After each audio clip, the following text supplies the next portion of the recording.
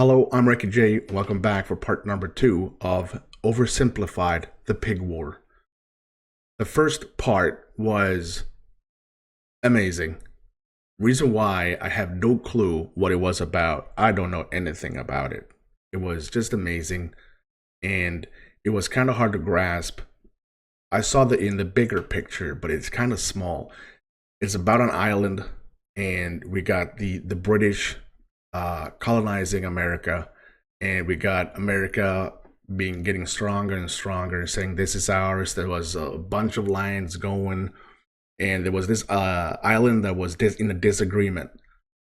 So both British and American settled down on this island. No one actually claimed it. The British claimed it as ours, and the American claimed it, and they said it was ours. But it was just nothing happening. It was just a quiet war. So one of the pigs that belonged, I can't remember if it was the British or the, we're going to find out. It doesn't really matter. It's not going to be the end of the earth because I can't remember. But it ended up with a pig eating some potatoes that wasn't his to eat.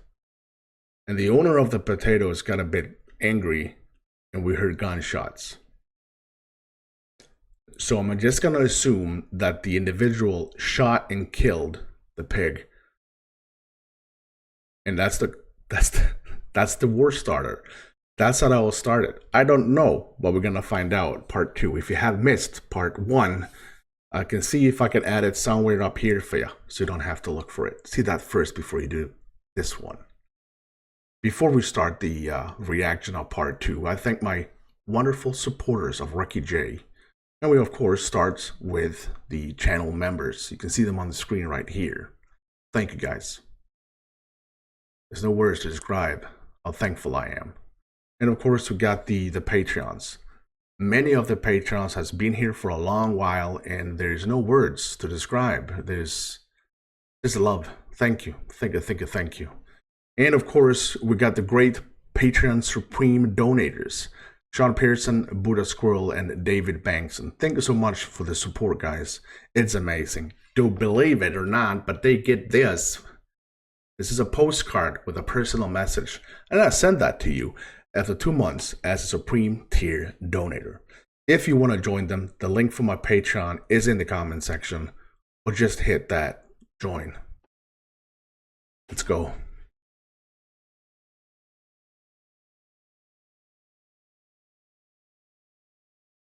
Lyman shot the pig. Oh, he did. After taking a second to calm down, he felt bad about murdering Griffin's prized boar. So he went to him and said, "Hey man, look, I kinda just killed your pig. It was eating my potatoes again, and I don't know, man, I kinda just killed your pig. Killed your pig. Killed your pig."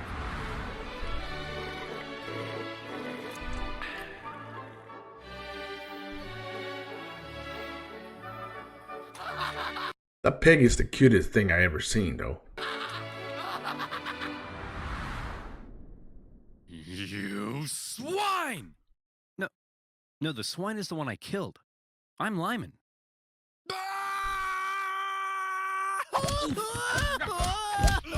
Griffin demanded Lyman pay $100 for the loss of the pig, an outrageous sum at the time. Obviously, Lyman refused, threatening to shoot any more animals that dared enter his property, even threatening to shoot Griffin himself. When Griffin complained to James Douglas, British officials went and confronted the pig killer.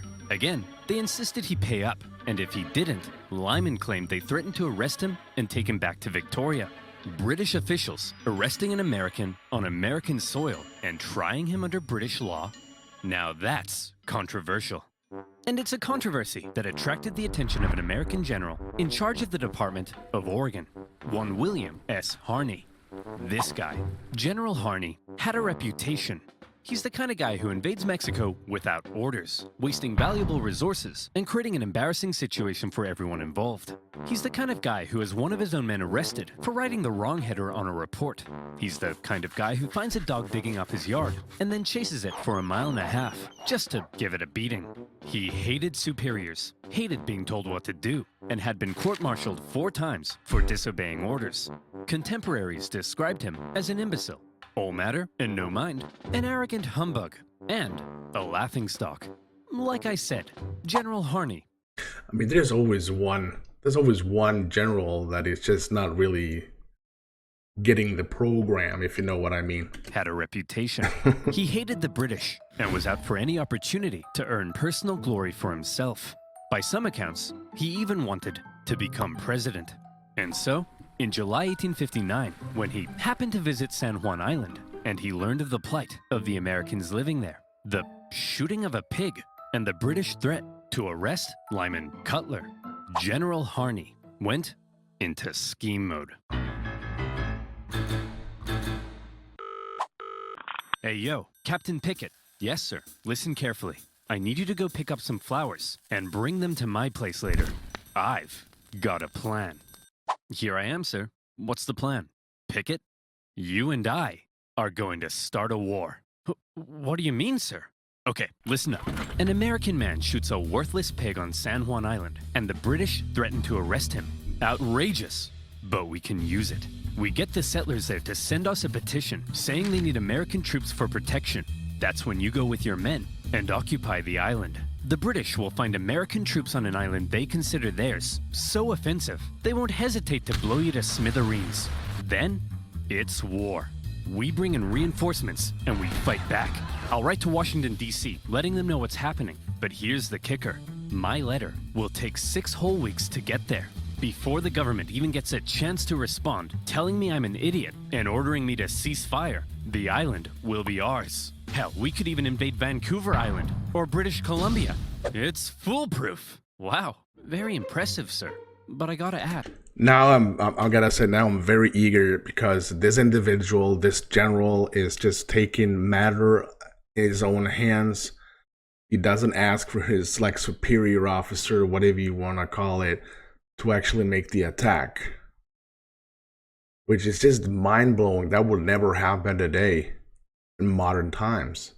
But he is in it for the glory, and it doesn't matter what he does, he just do it for his own sake, and I love it. Not the way he do it, but that is just a token of our history. This is just a small, it's an individual from our history, the world's history, and he actually existed. Just think about that for a bit. Ask, why? Well, I'll level with you, Pickett. Historians still contest exactly what it is I'm trying to do here. It's possible I'm trying to expand America's territory. Maybe I'm trying to play the hero, so I can become president. Some have even suggested that since I'm a slave-owning Southerner, I may be trying to create a diversion to help the South secede in the upcoming Civil War. But if there's one thing that almost everyone can agree on, it's that I'm an idiot. I see. But hold on, what'd you tell me to bring flowers for? Because, Pickett, they're pretty and I like them! There are also historians who believe that Harney and Pickett had no secret plan at all, and were not scheming masterminds, but simply hot-headed buffoons, genuinely outraged at the audacity of the British, and trying to protect American citizens. So basically they got insulted. But the fact of the matter is, Pickett took the very controversial and extremely provocative act of landing American troops on disputed territory. He set up his camp in a very exposed position and erected a very provocative sign proclaiming that only American laws applied on the island. It was almost like he was asking to be fired upon. Or, again, maybe he was just an idiot.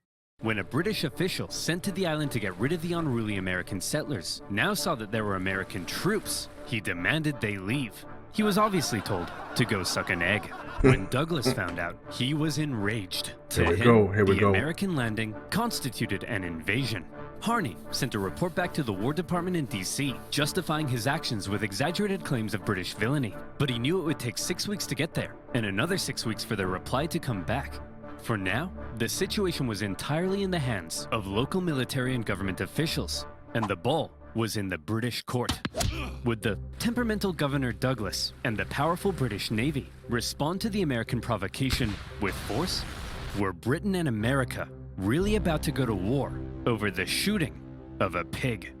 Well, if one man were to have his way, it's entirely possible they would. James Douglas had already had Americans force him out of Oregon. They had threatened his position in Victoria during the gold rush. Now they had invaded his island, and he had really... It was time to turn to the Royal Navy. You, Captain Hornby, go to the island and prevent any more Americans from landing. And take this magistrate with you to arrest Captain Pickett. Use force if necessary. Just don't do anything to start a war. Wait, you want me to use force but not start a war? Oh, I'm sorry. Is that too much to ask, Princess? When Captain Hornby got to the island and saw that the American force there was even larger than expected, his concern grew. He sent word back to Douglas, who in response ordered even more ships to the island. And at this point, the naval officers were like, hey man, let's talk. They were concerned Douglas's escalation was leading them to war, and they convinced him it probably wasn't a terribly good idea to just go up to an American military captain with his armed men and say, hey bucko, you're under arrest. Please don't shoot me. Douglas gave in. To prevent any hostilities, he canceled all orders and told the Navy, for now, to simply keep an eye on the Americans. He did send one more ship for good measure. Captain Pickett, now seeing the British ships with their guns aimed directly at his exposed camp, said, see Jeff? Look at that. We're about to get blown to bits. All according to plan. Hang on. Oh crap, Jeff, we're about to get blown to bits! Run! Pickett hastily moved his camp from its very exposed position to another position, which, as it happened, was also very exposed. It probably won't surprise you to learn Pickett came dead last in his graduating class. No. Nearby American and British officials began showing up to ask Pickett what the heck he was even doing. Then, a bunch of tourists showed up, because a major war breaking out in their doorstep was the single most exciting thing to ever happen in any of their miserable frontier lives. One Charles Griffin was particularly unhappy. I love this. This is amazing. They're actually going to war. I don't know if it's going to be a full-out war. I don't know the end of this or the aftermath, the complete aftermath after this. But I love it. And I saw one of you guys comment, a lot of you guys comment the first part, and that is actually, it actually happened. We don't know what's going to happen, and we got about 10 more minutes, and I'm super eager to find out. Happy. First, his pig had been shot. Now his sheep pastures were being trampled by soldiers and tourists alike. He complained to Governor Douglas, who was still pretty upset about the whole thing. Douglas felt British honor itself was at stake, so he decided that if American forces were allowed to be on the island, well then by golly, the British should be there too. It would be a joint military occupation. Upon hearing Douglas's new plan to land British troops on the island, Captain Hornby decided to go speak with Pickett in person. After informing him of the plan, Pickett replied that if they dared land, he would open fire. So there they were. The British had orders to land. The Americans had orders to prevent their landing. This was it. War. Over a small island in the middle of nowhere. Over a pig and some potatoes. Over whether the US-Canada border looked like this or like this. I'm going to say that's not going to be a war. That's going to be a standoff. But I'm going to guess that there's nothing going to happen because it's just stupid. But I don't know what I want to. I mean, I don't want a war because people die in wars, but it can't happen. It can't happen. It can't. It was stupid. Hold on. This is stupid.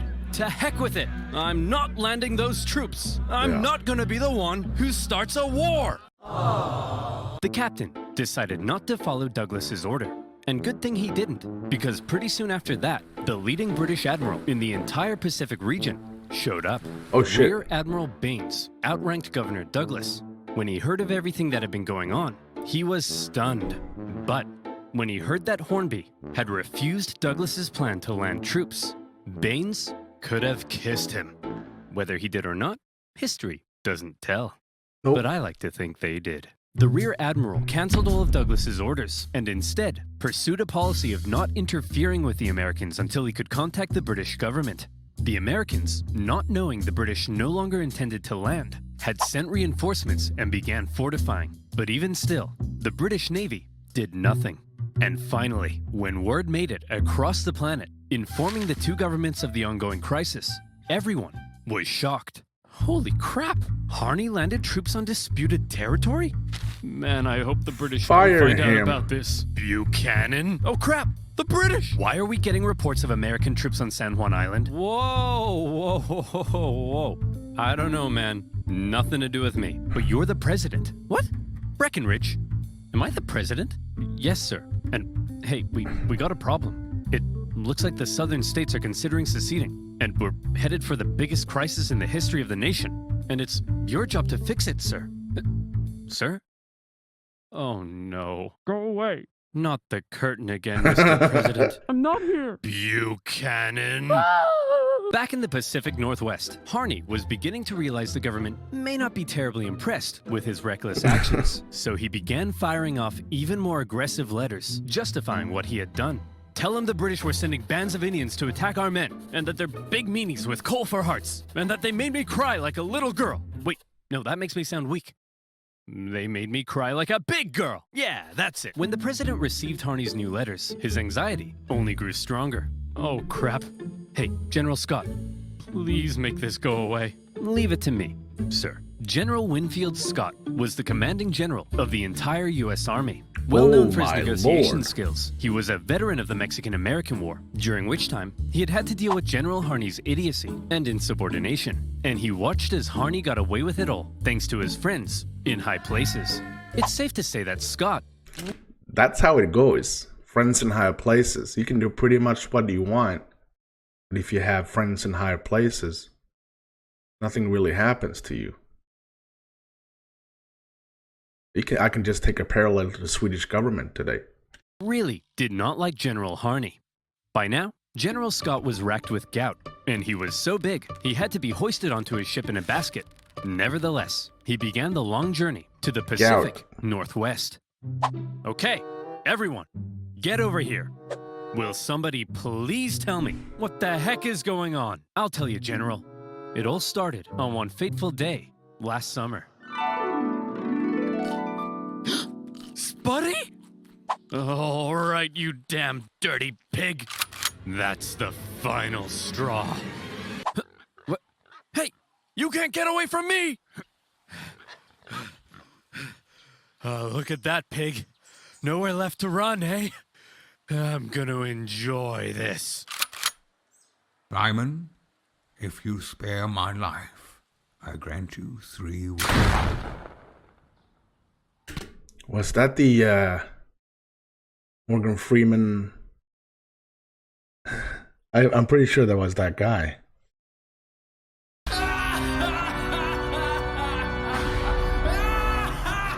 So you see, General, the pig wasn't even on his property when he shot it. Liar! He's lying to you, General. I'll tell you what really happened.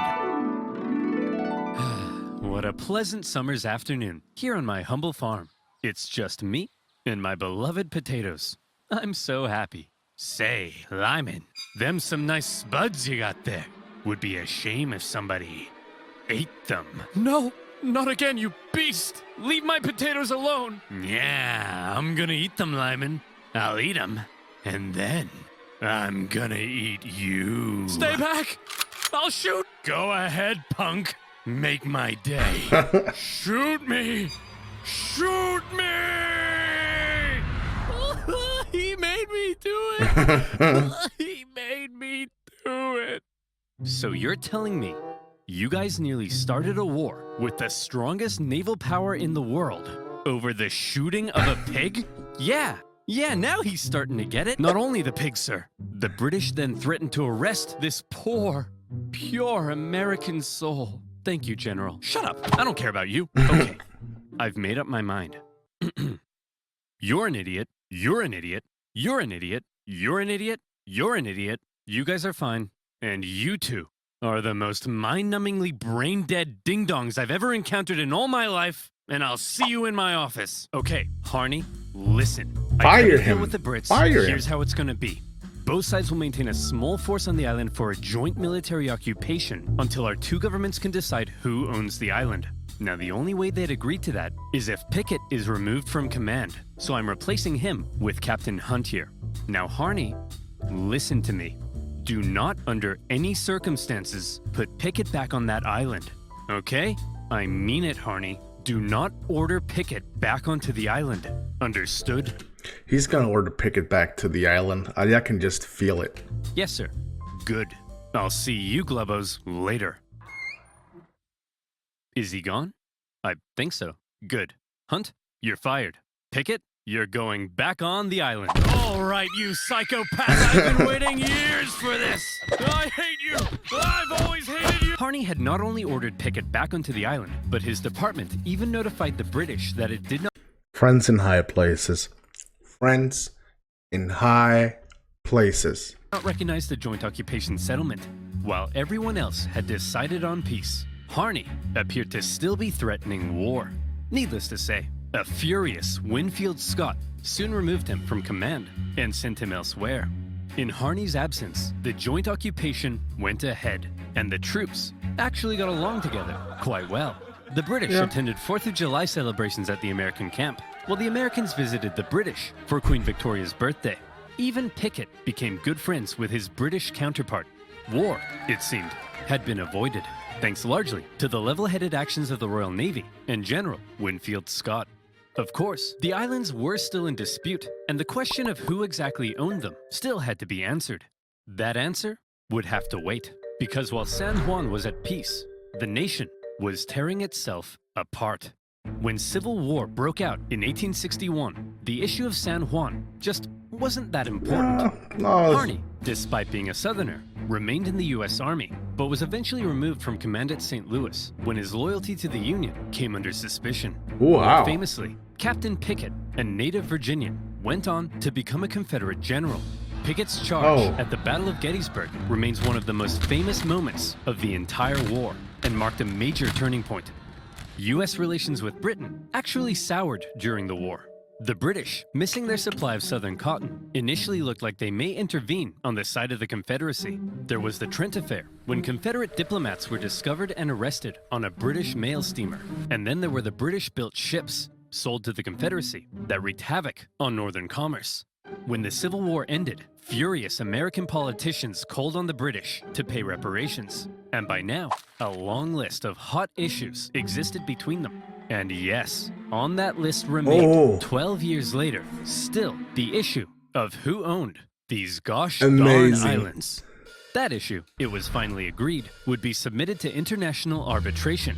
The Empire of Germany would decide, with the British and Americans presenting arguments. The American argument was reportedly presented with a little more pizzazz, a little more zing. And in the end, when the Germans made their decision, they awarded the San Juan Islands to the United States. When an aging Douglas heard the news, he said that there was no possible way the British argument had been presented correctly. But that was that. The British conceded, and on the 25th of November, 1872, the last British troops left the island.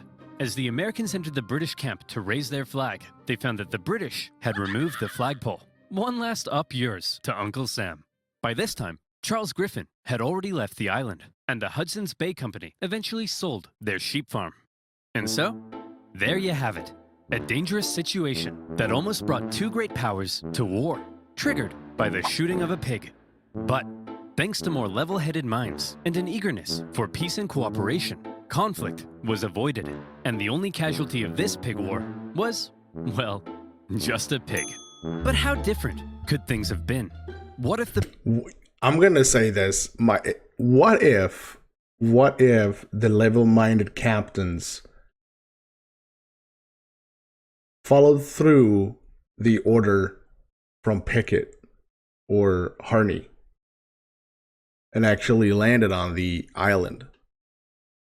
And they would start killing each other,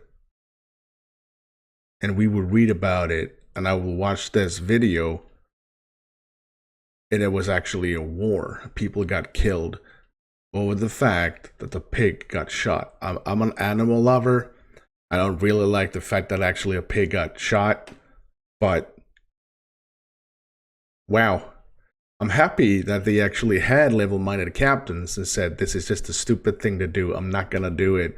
And so here we are. But just imagine it. The British had attempted to arrest Pickett. What if they had landed troops? Could the two sides have actually gone to war? Could America have invaded Canada? Could it, perhaps, still invade Canada? Think about it. Why not? We have the manpower. We have the arms. It's our manifest destiny. Picture a future where American Mounties wear red, white, and blue and hail the stars and stripes. Where Wayne Gretzky would wave the American flag every 4th of July in the streets of Montreal. Maple syrup, the greatest American food. Banff, the greatest American national park. One united nation under the leadership of our glorious president, Drake. No longer shall we tolerate our smug neighbors to the north with their affordable insulin and endless comments complaining that I don't talk about Canada enough in my videos. That's right, Canadians. Watch your backs. Sleep with one eye open tonight because Biden's coming, baby. And this time, he's coming with a vengeance! Oh my lord, this is another video, the War of the Bucket. I haven't checked that out. That's another one we're gonna check out, of course. Let me know what you think about this one. I am super happy that there actually wasn't a war going on due to the fact because a pig got shot or got killed. But I'm always thinking about what actually would happen if there was a war. That is just me. I like to think that way sometimes. Let me know what you think about this one. I'm eager to find out. Use the comment section for that.